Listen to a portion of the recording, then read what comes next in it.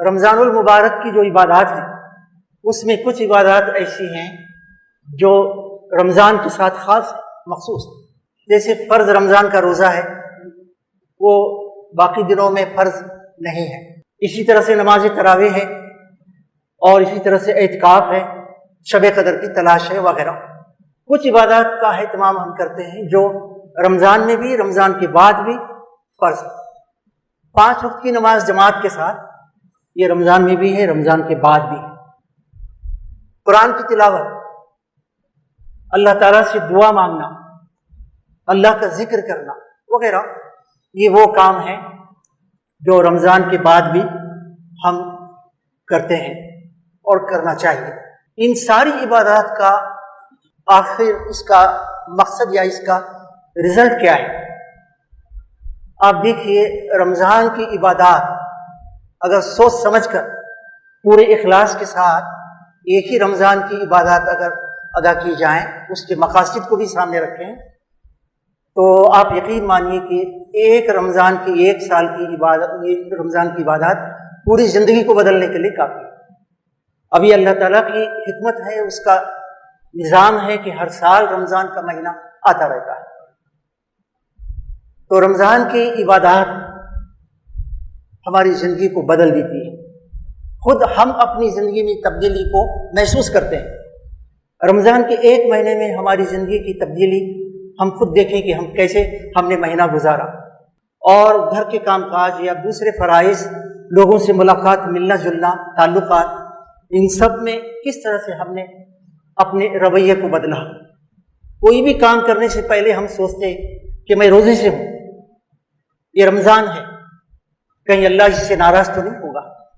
تو دراصل رمضان کی یہ عبادات، دوسری عبادات ہماری پوری زندگی کو عبادت میں بدلنے کے لیے، پوری زندگی کو، زندگی کا کوئی عمل، زندگی کا کوئی معاملہ، زندگی کا کوئی مسئلہ اللہ کی بندگی سے خارج نہیں ہو سکتا.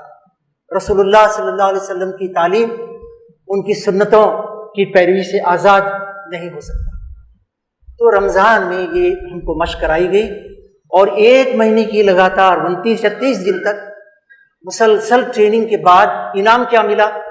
عید الفطر کے ساتھ ہی احادیث میں بتایا گیا کہ اللہ تعالیٰ اپنے خاص ملائکہ میں فخر فرماتے ہیں کہ میرے بندوں کو دیکھو، میری بندیوں کو دیکھو، اور پوچھتے ہیں کہ اے فرشتوں تم بتاؤ، دنیا کے اندر کوئی مزدور اپنی مزدوری پوری کر دیتا ہے تو اس کا کیا ہونا چاہیے؟ تو فرشتے کہتے ہیں کہ اے آقا، جو مزدور اپنا کام پورا کر دیا تو اس کی مزدوری پوری دے دینی چاہیے، اس کی مزدوری میں کوئی چیز باقی نہیں رہنا چاہیے. تو اللہ تعالیٰ فرماتے ہیں کہ اے فرشتوں تم گواہ رہو، میں نے میرے ان بندوں کے جنہوں نے راتوں کو تراویح کی نماز ادا کی اور دن میں روزے رکھے، میں نے ان کو بخش دیا، ان کے گناہوں کی بخشش میں نے کر دی. علماء نے بتایا ہے کہ یہ گناہوں کی جو بخشش اور مغفرت ہے یہ صغیرہ گناہ ہے. وہ گناہ جو بندوں کے حقوق سے متعلق ہے، وہ گناہ جو گناہ کبیرہ کی درجے میں یا تاریخ میں آتے ہیں، اس کے لیے توبہ کرنا ہوگا. جن کا حق مارا گیا ہے اس حق کو ادا کرنا ہوگا، ان سے معافی لینی ہوگی، اس کے بعد وہ بخشے جائیں گے. نہیں تو ان کا معاملہ آخرت میں لٹکا رہے گا، اور جب تک بندے معاف نہیں کریں گے اللہ بھی معاف نہیں فرمائے گا. یہ اس کی نزاکت ہے. تو مزدوری ہمیں یہ ملی ہے کہ پچھلی زندگی کے اندر جو گناہ ہوئے ہیں، صغیرہ گناہوں کو اللہ تعالیٰ نے یقین ہے، امید ہے معاف کر دیا ہوگا، بخش دیا ہوگا. ہماری دعا بھی ہے اللہ تعالیٰ سے کہ رمضان جو گزر گیا اس کی سارے روزے، عبادات، تراویح کی نماز، تاک رات کی تلاش، شب قدر کی تلاش، ذکر، دعا، قرآن کی تلاوت اللہ سب قبول فرمائے، آخرت میں اس کا اجر ہمیں عطا فرمائے. تو یہ ہماری دعا بھی ہے. اب آپ دیکھیے کہ رمضان میں جو تبدیلی آئی، اب سال کی 11 مہینوں میں اس کو ہمیں باقی رکھنا ہے. وہ کیا کیا ہے؟ اور تبدیلی ہی نہیں آئی بلکہ کچھ صفات ہم نے اپنے اندر عبادات کے ذریعے سے پیدا کرنے کی کوشش کی ہے.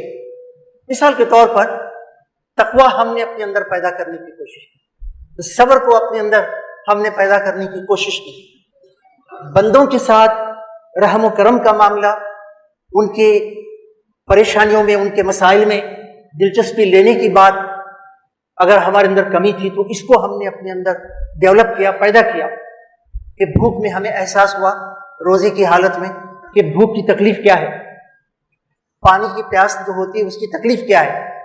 इसी तरह से इंसान की बीमारी, उसकी और परेशानियाँ वगैरह, ये चीज़ भी हमारे अंदर पैदा हुई। और अपनी ज़बान पर कंट्रोल रखना, वाहिदा खिलाफी से बचना, गर्ज़ की एक लंबी फहरिस्त है जो रमज़ान की इबादत के ज़रिए से हमारे अंदर पैदा हुई है।